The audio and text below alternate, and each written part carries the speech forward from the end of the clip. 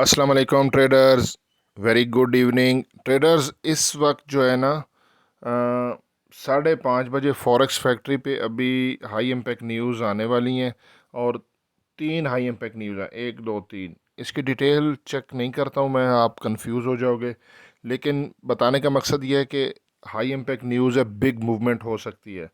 नीचे फिर एक और हाई इम्पैक्ट न्यूज़ है, ठीक है, उसके नीचे एक और हाई इम्पैक्ट न्यूज़ है और पाकिस्तानी टाइम के मुताबिक 7 PM को आईएसएम सर्विसेज पीएमआई का डाटा है, तो बिग मूवमेंट एक्सपेक्टेड है।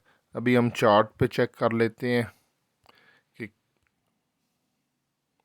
अच्छा ट्रेडर्स, मैंने DXY डॉलर इंडेक्स 30 मिनट का टाइम फ्रेम ओपन कर दिया स्मार्ट मनी कॉन्सेप्ट में। यहाँ पे देखें तो 30 मिनट में ना DXY डॉलर ने ये ग्रीन कैंडल बनाई है, जिसकी वजह से गोल्ड डाउन आ रहा है।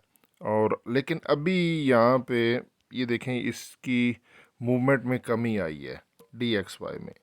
तो अगर वहीं पे मैं गोल्ड को चेक करता हूँ 30 मिनट के टाइम फ्रेम पर, तो नीचे ये है बाय का जोन, ठीक है, लेकिन बाय के जोन के पास ही ये जो एक कैंडल बनी है, ये है हैमर कैंडल।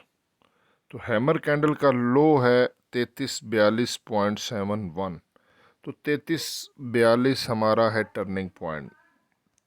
3342 एसएल के बगैर ट्रेड नहीं करनी, इसके करीब से आपने बाय कर लेना है और इसको आपने एसएल रखना है 3342। अगर 3342 ब्रेक हो गया तो फिर ट्रेंड रिवर्स हो सकता है, जैसे कि पीछे मैंने आपको दिखाया ना, ये देखें, ये हमारा DXY है डॉलर ने, तो ये ऊपर जा रहा है, फिर ऊपर सेल का जोन ऊपर है काफ़ी, ठीक है, तो ये ऐसे ऊपर चला जाएगा। तो DXY अगर ऐसे ऊपर जाता है तो गोल्ड और डिप में जा सकता है।